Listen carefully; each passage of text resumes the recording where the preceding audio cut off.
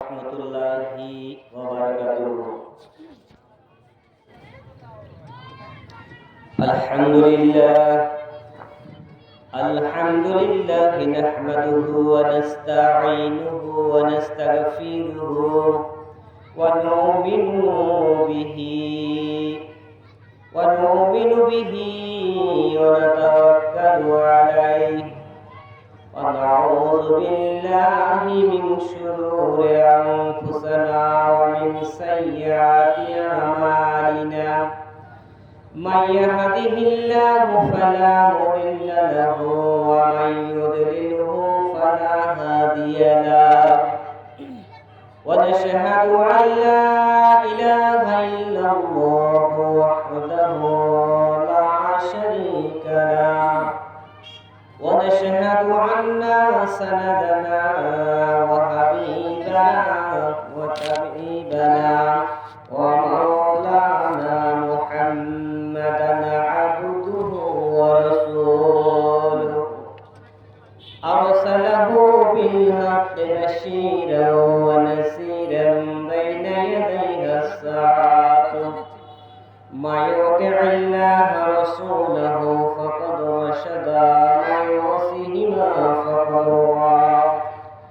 فقد قال الله تعالى في كلامه المجيد وفرقانه الحميد. فأعوذ بالله من الشيطان الرجيم. بسم الله الرحمن الرحيم. يا أيها الناس اعبدوا ربكم الذي خلقكم والذين من قبلكم لعلكم تتقون. بسم الله الرحمن الرحيم. قال رسول الله صلى الله عليه وسلم خيركم من تعلم القرآن وعلمه الناس. আলহামদুলিল্লাহ, সমস্ত প্রশংসা সমস্ত শুকরিয়া সে মহান রব্বুল আলামিনের শানে যে আল্লাহ রব্বুল আলামিন আজকে আমাদেরকে মোল্লাপাড়া মদিনাতুল উলুম হাফিজিয়া মাদ্রাসা জালসায় একত্রিত হওয়ার তৌফিক দান করেছে। যে আল্লাহ রব্বুল আলামিন এ পর্যন্ত আমাদেরকে সুস্থ রেখেছেন, যে মহান আল্লাহ রব্বুল আলামিন আমাদের হায়াত দারাজ করেছেন, সেই আল্লাহ তাআলার শুকরিয়া আদায় করে সন্তুষ্ট চিত্তে মহান আল্লাহ তাআলাকে খুশি করার জন্য একটু সমস্বরে বলি আলহামদুলিল্লাহ। লক্ষ্য করে দরুদ ও সালাম পেশ করি সে রাসূলের প্রতি, যিনি আমার আপনার সকলের রাসূল, বিশ্ব জাহানের নবী, যিনাকে আল্লাহ পাক রব্বুল আলামিন মহাগ্রন্থ আল কুরআনুল কারীমের মধ্যে ইরশাদ করেছেন, ইন্নাকা লামিনাল মুরসালিন। The Holi Quran, the complete code of life, যেটা পূর্ণাঙ্গ জীবন বিধান, সেই জীবন বিধানে আল্লাহ পাক রব্বুল আলামিন বললেন ইন্নাকা লামিনাল মুরসালিন, যে হে নবী আপনি শুধু নবী নয়, আপনি নবীদের মধ্যেও সেরা নবী। সুবহানাল্লাহ। তিনি হচ্ছেন আমার আপনার বিশ্ব জাহানের নবী, নবীকুল শিরোমণি দুলাল আমিনা আহমদ মুস্তাফা মুহাম্মদ মুস্তাফা সাল্লাল্লাহু আলাইহি ওয়াসাল্লাম। হামদ ও নামতে অধ্যকার জালসার সম্মানিত সভাপতি সাহেব এখনো এসে পৌঁছে নাই। আমার শ্রদ্ধেয় বাবাজি মোহাম্মদ শহীদুল ইসলাম উনি উপস্থিত হয়েছেন। আমার শ্রদ্ধেয় বড় ভাই প্রফেসর আলহাজ প্রফেসর মোহাম্মদ আব্দুল তালেব ভাই না আবু বকর ভাই উপস্থিত হয়েছেন, এবং সামনে উপস্থিত পর্দার অন্তরালে মা বোনেরা সকলের প্রতি আমার সালাম, আসসালামু আলাইকুম ওয়া রাহমাতুল্লাহি ওয়া বারাকাতুহু। মহাগ্রন্থ আল কুরআনুল কারীম, দ্য হোলি কুরআন, সূরা বাকারা। বাকারা শব্দের অর্থ হচ্ছে গাভী। সূরা বাকারা থেকে একটি আয়াত মাত্র তেলাওয়াত হয়েছে। যদি আল্লাহ পাক রব্বুল আলামিন এর উপরে কিছু কথা বলার তৌফিক এনায়েত করেন, চেষ্টা করব। আসলে এত বড় দুঃসাহস নেই যে কোরআন থেকে কথা বলবো। আমরা অত্যন্ত নগণ্য মানুষ, অত্যন্ত ছোট মানুষ, কোরআন থেকে যে কথা বলবো এত বড় দুঃসাহস নেই। তবুও চেষ্টা করি মহাগ্রন্থ আল কুরআনুল কারীমের কথাকে কিছু মানুষের সামনে তুলে ধরার জন্য এবং প্রকাশ করার জন্য। মহাগ্রন্থ আল কুরআনুল কারীমে সূরা আল বাকারায় একটি আয়াতে আল্লাহ রাব্বুল আলামিন বললেন, ইয়া আইয়ুহান নাস, হে মানব সম্প্রদায়, হে মানব মণ্ডলী, ইয়া আইয়ুহান নাস উবুদু, তোমরা আমার ইবাদত করো, আমার বন্দেগী করো। আসলে এই কথাগুলো যদি একটু বিশ্লেষণ করতে যাই তাহলে একটু দীর্ঘ সময় প্রয়োজন হয়ে যায়। আল্লাহ পাক রব্বুল আলামিন মহাগ্রন্থ আল কুরআনুল কারীমের মধ্যে 114 খানা সূরা দিয়েছেন। 114 খানা সূরার মধ্যে হুজুর পাক সাল্লাল্লাহু আলাইহি সাল্লামের 23 বছর জীবনী, যখন যে অবস্থা তার প্রয়োজন হয়েছে, যখন যেটি দরকার হয়েছে, সেভাবে প্রত্যেক আয়াতগুলো নাজিল হয়েছে। কিন্তু ইয়া আইয়ুহান নাস শব্দটা লক্ষ্য করলে দেখা যায় যে মহাগ্রন্থ আল কুরআনুল কারীমের মধ্যে হুজুর আকরাম সাল্লাল্লাহু আলাইহি সাল্লামের মক্কি জীবনে যে সূরাগুলো নাজিল হয়েছে, এই সূরাগুলোর মধ্যে ইয়া আইয়ুহান নাস শব্দটা মহান পাক রব্বুল আলামিন ব্যবহার করেছে। হে আমার মানব সম্প্রদায়, হে আমার মানব মণ্ডলী, হে আমার মানব জাতি। প্যারা হাজিরিন, 558 রুকুতে 6666, মতান্তরে 6234টি আয়াত, 14টি সিজদা, 114টি সূরা, 30টি পারা বিভক্ত মহাগ্রন্থ আল কুরআনুল কারীম, দা হোলি কুরআন, যাকে বলা হয়েছে নিঃসন্দেহ ভেজাল মুক্ত জালিকাল কিতাব। এমন একটি কিতাব যে কিতাবের কোনো একটা বাক্যকে, কোনো একটা শব্দকে, কোনো একটা অক্ষরকে শত চেষ্টা করলেও পরিবর্ধন, সংযোজন, বিয়োজন কিছুই করতে পারে না, কারো ক্ষমতা নেই। কারণ এই অশ্ব গ্রন্থটা, এই মহাগ্রন্থটা একমাত্র আল্লাহ তাআলার পক্ষ থেকে নবী করিম সাল্লাল্লাহু আলাইহি সাল্লামের 23 বছর জীবনীকে পাঠিয়ে দিয়ে মানব জাতির মুক্তির দিশারি হিসাবে, পথ প্রদর্শক হিসাবে এই মহাগ্রন্থ আল কুরআনুল কারীম পাঠিয়েছেন। আর সেই কুরআনুল কারীমের জালসা, সেই কুরআনুল কারীমের জালসা আজকে আমরা যারা মাইকের শব্দ, মাইক্রোফোনের শব্দ শুনতে পাচ্ছি, তারা যারা বাহিরে ঘোরাফেরা করছে, তারা অত্যন্ত দুর্ভাগ্য। আমার আকুল আবেদন, বড় বড় মাওলানাগণ আসছেন, হযরত মাওলানা মোহাম্মদ আলী মুর্তজা খান সাহেব, MM পাবনা, জনাব মোহাম্মদ শহীদুজ্জামান মীর অধ্যাপক, দীপনগর কলেজ, এবং হাফেজ মাওলানা মোহাম্মদ আলতাফ হোসেন জিহাদি সাহেব আছেন। আমার শ্রদ্ধেয়ভাজন একজন ব্যক্তি জনাব মাওলানা মোহাম্মদ ইমামুল হাসান সাহেব আছেন।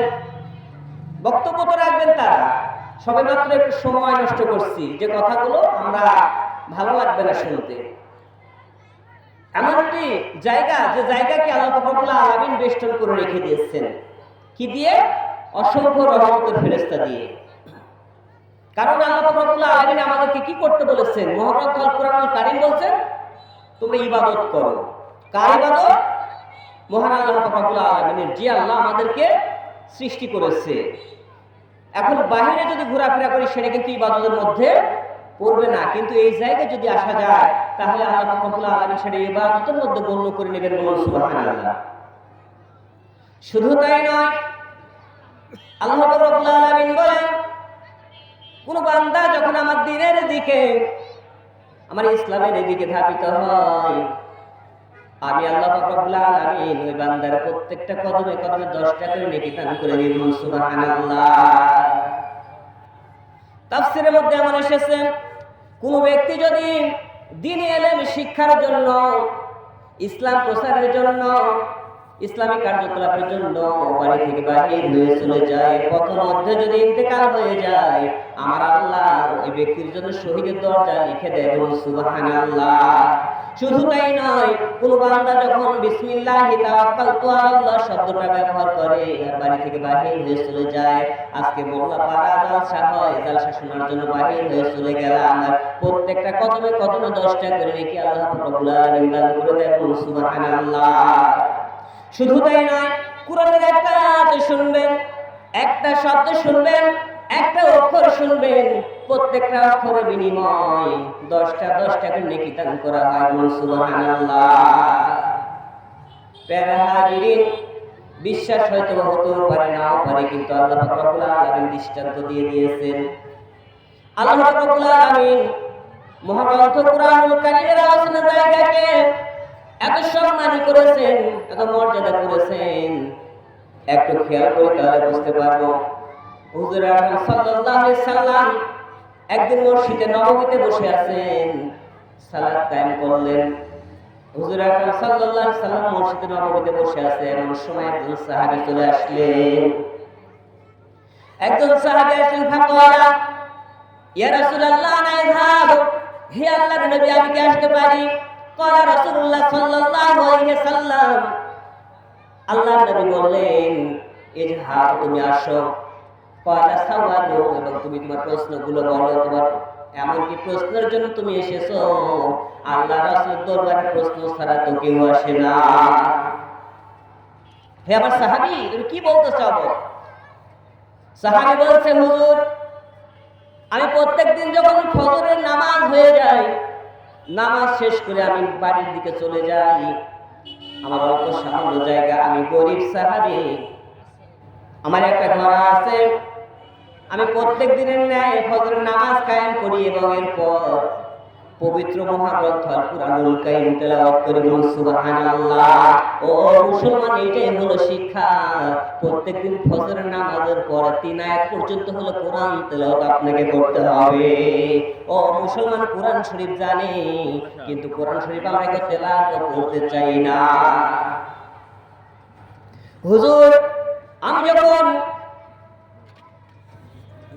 মহাগ্রন্থ আল কুরআনুল কারীম হাতে উঠাই নিলাম এবং সূরা ইয়াসিন তেলাওয়াত শুরু করে দিলাম, বিসমিল্লাহির রহমানির রহিম, ইয়াসিন। মাশাআল্লাহ, জাযাকাল্লাহু খায়র। একজন ব্যক্তি বেনামে 100 টাকা দান করেছে আল্লাহর নবীর মাদ্রাসার জন্য, দ্বীনের জন্য। আল্লাহ যে আশা করে যে 1 টাকা করে দান করেছে, মাবুদ সেটাকে আল্লাহ কবুল মঞ্জুর করিয়া নিন। মহাগ্রন্থ আল কুরআনুল কারীম ইয়াসিন তেলাওয়াত করতেছিলাম, হুজুর আমার ছোট্ট শিশু সন্তানটা আমার পাশে শুয়ে আছে, আর আমার পাশে যে ঘোড়াটা বাঁধা আছে, ওই ঘোড়াটা এতই লাফালাফি করে, আমার মনে হয় যদি ঘোড়াটা আমার শিশু সন্তানের বুকের উপর পা দিয়ে দেয়। মাশাআল্লাহ। নাম কি বাবা? জোব্বার। বাসা কোথায়? সুবর্ণপাড়া। আব্দুল জব্বার 500 টাকা দান করেছে। আল্লাহর আমিন, আব্দুল জব্বার 500 টাকা দিল। ইহকালে পরকালে রেখো তাকে ভালো, পরিবারে দোয়া করি তোমার দরেতে সুখ শান্তি ভরে দিও। আমার জব্বার সাহেবের ঘরেতে আল্লাহ যে আশা যে আকাঙ্ক্ষা দান করেছে গো মাবুদ, আপনাকে সম্মানিত জানি, আপনার জানতে বাকি নাই, দয়া করে মায়া করে আপনার দানকে কবুল মঞ্জুর করিয়া নিন। বলতেছিলাম বন্ধুগণ, যখন সূরা ইয়াসিন তেলাওয়াত করে দিলাম, আমার পাশে একখানা ঘোড়া বাঁধা ছিল, ওই ঘোড়াটা লাফালাফি শুরু করে দেয়। আমার মনে হয় কখন যেন ঘোড়ার পাটা আমার সন্তানের বুকের উপর পড়ে, আর আমার সন্তানটা চিরদিন জন্য বিদায় হয়ে চলে যায়। হুজুর আমি কোরআন তেলাওয়াত বন্ধ করে দিলাম। কোরআন যখন বন্ধ করে দিলাম, ঘোড়াটা আবার চুপচাপ থেমে যায়। আমি আবার কোরআনটাকে হাতে নিলাম, মনে করলাম ঘোড়াটা তো থেমে গেছে, আমার তো সমস্যা হওয়ার কথা না। আবার সুন্দরভাবে বিসমিল্লাহির রহমানির রহিম বলে যখন সূরা ইয়াসিন তেলাওয়াত শুরু করলাম, খোকসা মোতাহার 100 টাকা দান করে আল্লাহ কবুল করে নিন। জান্নাতে বরকতের হাইয়াতে আয়াতে তাইয়্যিবা দান করে দিন। কপাল যদি না হয় ফাঁকা, ঘুরতে পারে ভাগ্যের চাকা, আল্লাহ খোকসা মোতাহার সাহেবকে জান্নাতের মধ্যে দিয়ে দিও দেখা। যে আশা দান করেছে তার দানকে আপনি কবুল ও মঞ্জুর করিয়া দিন আমিন। বলতেছিলাম বন্ধুগণ, কোরআন তেলাওয়াত শুরু হয়ে যায়, দ্বিতীয়বার যখন কোরআন তেলাওয়াত শুরু করে দেয় ঘোড়াটা আবার লাফালাফি শুরু করে দেয়, ঝাঁপাঝাঁপি শুরু করে দেয়। হুজুর আমি মনে করলাম এইভাবে যদি চলতে থাকে আর এইভাবে কোরআন আমি যদি পড়তে থাকি, আমার শিশু সন্তানটা বুকের উপর যদি পাড়া দিয়ে দেয় চিরদিনের জন্য আমার সন্তানটা বিদায় হয়ে চলে যাবে। হুজুর আমি আবার কি করলাম, কোরআন শরীফটা বন্ধ করে দিলাম, কোরআন বন্ধ করে দিলাম। ঘোড়াটা আবার ওই এই ছলের নাম হচ্ছে আব্দুল আব্দুল কাদের আমার আব্দুল কাদের ভাই সুবর্ণপুর স্বামী। সুবর্ণপুরা শমিলের মালিক আল্লাহ 500 টাকা দান করেছে আল্লাহ। আল্লাহ আমিন, অনেক কষ্টের টাকা নবীর মাদ্রাসায় নবীর মহব্বতে করে আল্লাহ যে আশা করে যে আকাঙ্ক্ষা দান করে মাবুদ আপনারা তার দানকে কবুল ও মঞ্জুর করিয়া দিন, যার মানে বরকত দিন, হায়াতে তাইয়্যিবা দান করিয়া দিন। বলতেছিলাম বন্ধুগণ, এইভাবে যখন দ্বিতীয়বার কোরআন বন্ধ করে দিলাম, হুজুর কোরআন বন্ধ করার সঙ্গে সঙ্গে ঘোড়াটা লাফালাফি করে না। এরপর আবার আমি কোরআন তেলাওয়াত শুরু করলাম সূরা ইয়াসিন থেকে। যখন সূরা ইয়াসিন তেলাওয়াত করলাম তখন ঘোড়াটা আবার লাফালাফি শুরু করলো। এত লাফালাফি করে আমি মনে করলাম কোরআন বন্ধ করব না, কিন্তু পারলাম না, আমি কোরআন তেলাওয়াত বন্ধ করে দিলাম। হুজুর কমিটি থেকে স্লিপ লেখার জন্য লোক দিচ্ছে দানা দানা করে কাগজ কাটছে। হুজুর এরপর আমি কোরআনটা বন্ধ করে দিলাম। কোরআন বন্ধ করে দিয়ে বাড়ি থেকে বাহির হওয়ার জন্য সচেষ্ট হলাম। সর্বপ্রথম বাড়ির বাহিরে ডান পাটা যখন রেখে দিলাম, বিসমিল্লাহি তাওয়াক্কালতু আলাল্লাহ বলে। ও মুসলিম সমাজ, আমাদের এটাই হলো শিক্ষা। আমরা বাড়ি থেকে বাহির হয়ে চলে যাই গান গাইতে গাইতে, বাড়ি থেকে বাহির হওয়ার যে দোয়া আছে সেটাও জানি না। কোন বান্দা যদি বিসমিল্লাহি তাওয়াক্কালতু আলাল্লাহ বলে বাড়ি থেকে বাহির হয়ে যায়, আল্লাহ বলে ওই বান্দার জন্য আমি হেফাজতকারী হয়ে যাই। বলুন সুবহানাল্লাহ। ছোট্ট একটি বাচ্চা সামি আলী, ছোট্ট একটি বাচ্চা সামি আলী 100 টাকা দান করেছে, আল্লাহ তাকে কবুল করে নিন, আল্লাহ তার মাথার প্রেমকে বৃদ্ধি করিয়ে দিন। আল্লাহুল আলামিন যে মায়ের কোলে সন্তানের জন্ম নিয়েছে তার মায়ের কোলকে শান্ত করিয়ে দিন, আল্লাহ দয়া করে সন্তানকে আপনি কবুল ও মঞ্জুর করিয়ে নিন। ও মুসলমান, শিক্ষা নিতে হবে। যখন আমরা বাড়ি থেকে বাহির হয়ে চলে যাই পেশাব করে জায়গা পাইনি। তখন যদি বিসমিল্লাহি তাওয়াক্কালতু আলাল্লাহ বলে বাহির হয়ে চলে যাই, আল্লাহ বলে বান্দা আমি তোমার সকল দায়িত্ব গ্রহণ করে নিই। বলুন সুবহানাল্লাহ। আল্লাহু তাআলা আনা আলাইহা হাফিজ। আমার আল্লাহ বলে আমার চাইতে বড় হেফাজতকারী এই পৃথিবীতে আর কেউ না। এই কটা পর্যন্ত হুজুর কাটুন কটা পর্যন্ত বলতেছিলাম যখন আমি তেলাওয়াত বন্ধ করে দিলাম ঘোড়াটা থেমে যায়, বাড়ির বাহিরে এক পথ করে আমি রাখলাম। এরপর আমি সামনে দিকে লক্ষ্য করে দেখি আমার বাড়ির সামনে থেকে এক ঝাঁক আলো দূরের দিকে চলে যায়।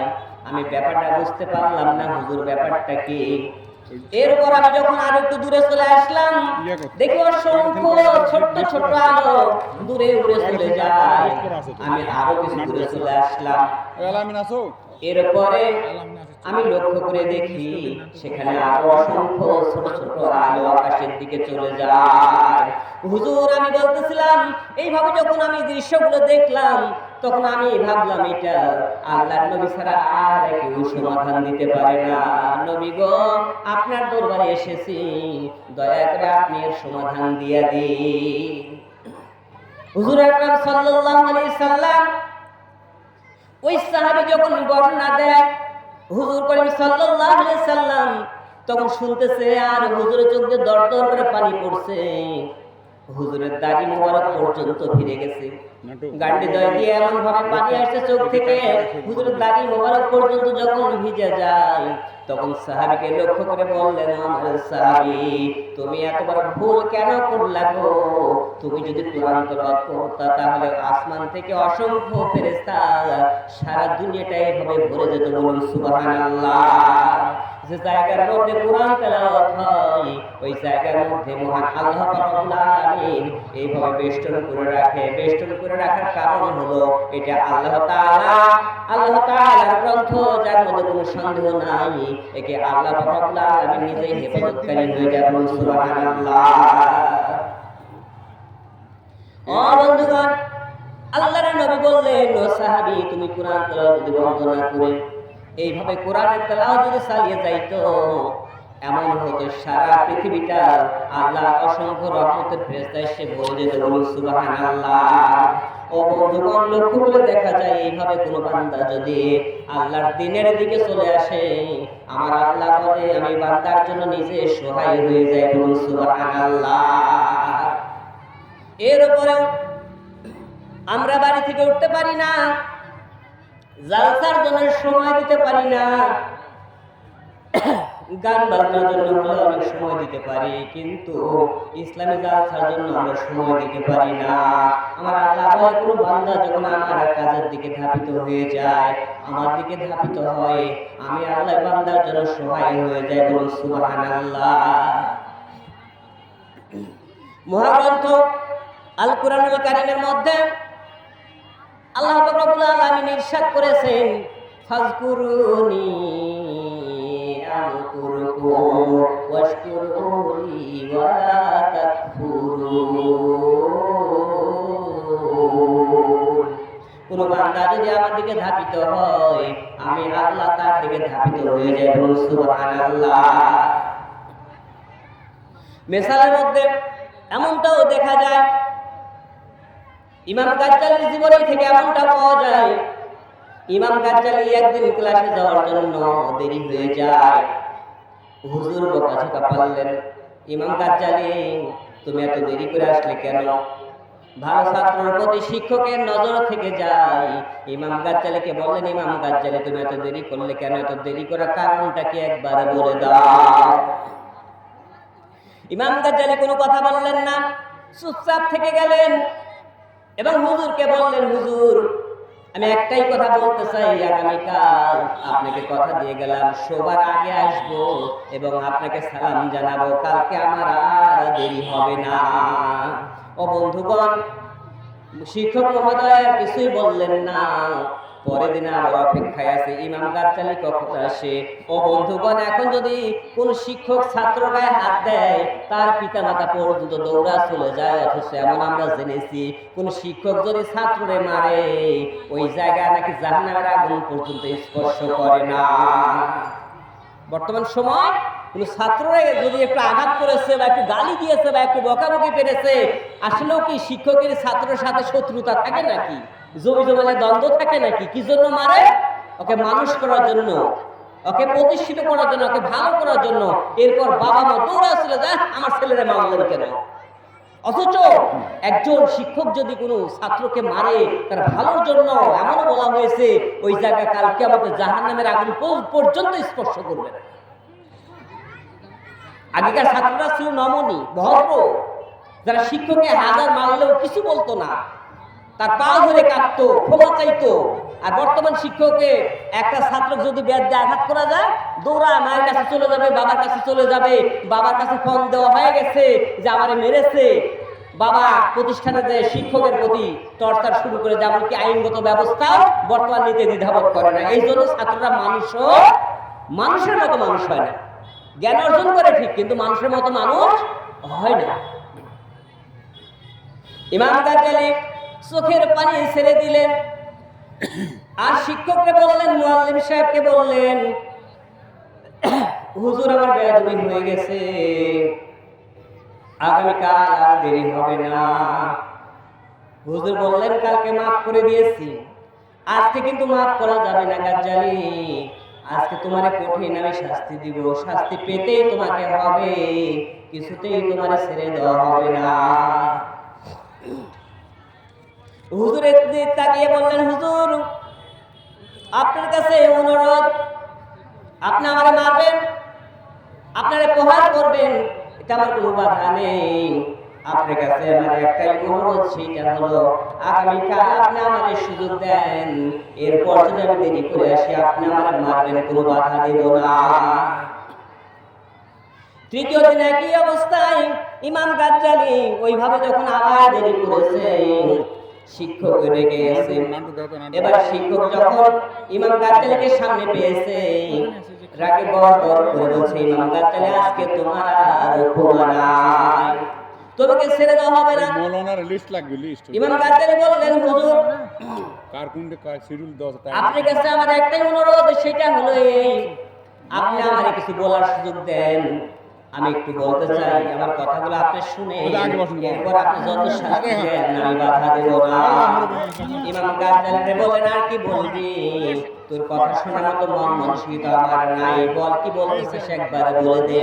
হুজুর প্রথম দিন আমার দেরি হয়ে যায়, আমি যখন মাদ্রাসায় আসার জন্য আমি কুরআনুল কারীমকে বুকের সঙ্গে আঁকড়ায় ধরলাম, কুরআন কারীমকে আমি বুকের সঙ্গে নিয়ে নিলাম, এরপর আমি কুরআনুল কারীমকে হাতে নিয়ে যখন বাড়ির বাহিরে বিসমিল্লাহি তাওয়াক্কালতু আলাল্লাহ বলে পা রাখলাম, তখন দেখা যায় আমার পায়ের নিচে ছোট ছোট কতগুলো পাখি এসে এমন ভাবে পর বিছাইয়া দেয়, হুজুর আমি পারলাম না তাদের পর রাখার জন্য, আমি আস্তে আস্তে সেই পরগুলো সরিয়ে দিলাম, এবং আস্তে আস্তে সরিয়ে দিয়ে আমি যখন আসতে শুরু করলাম তখন আমার দেরি হয়ে যায়, আমি শত চেষ্টা করে আসতে পারি না।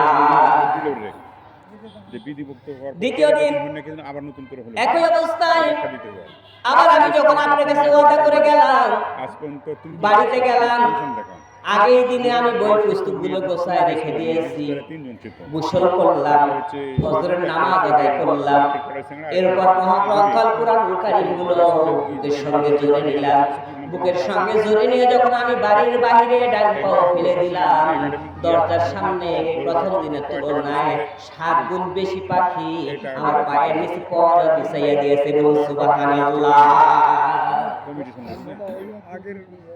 হুজুর আমি পারলাম না ওই ছোট ছোট পাখিগুলোর গায়ের উপর পা রাখতে, আস্তে আস্তে করে সেগুলো সরিয়ে দিলাম, রাস্তা ফাঁকা করে আসতে দ্বিতীয় দিন আরো দেরি হয়ে যায়।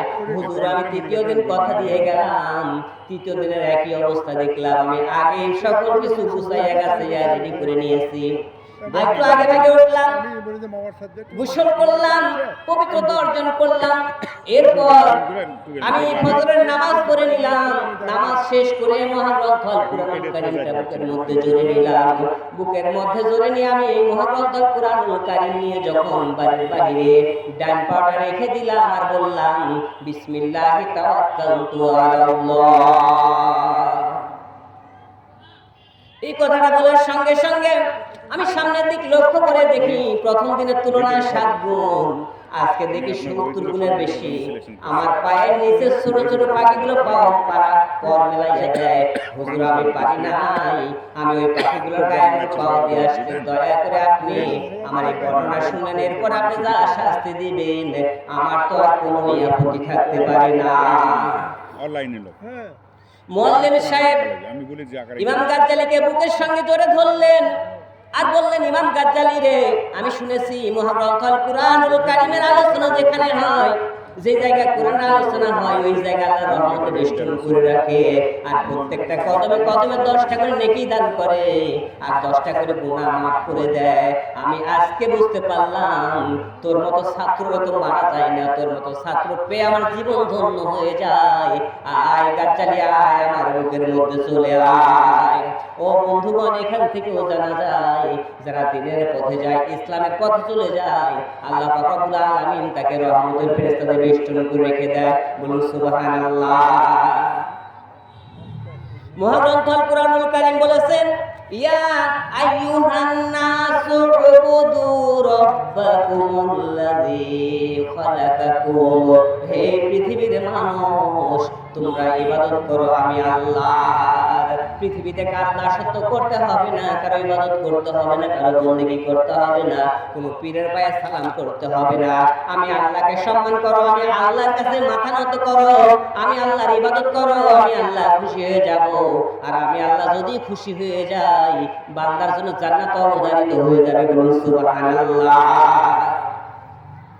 আসলে কি জানেন, জালসার মঞ্চটা হচ্ছে এমন একটা ছোট্ট উপমা দিলে বোঝা যাবে। আমরা বাড়িতে ডিম বসানোর জন্য আইলে ব্যবহার করি, তাই না? মায়েরা করে এটা।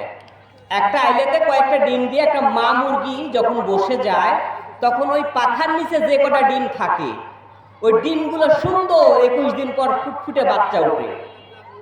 আর পাখার ধাক্কা লেগে বা পায়ের ধাক্কা লেগে একটা ডিম ধরেন যে আইলের নিচে চলে গেছে, ওই ডিমটা তুলে নিয়ে এসে দেখবেন যদি একবার ভাঙ্গা যায় মনে হয় 3 মাইল পর্যন্ত মানুষ থাকতে পারবে, এত দুর্গন্ধ হয়ে যায়। কথা ঠিক কিনা?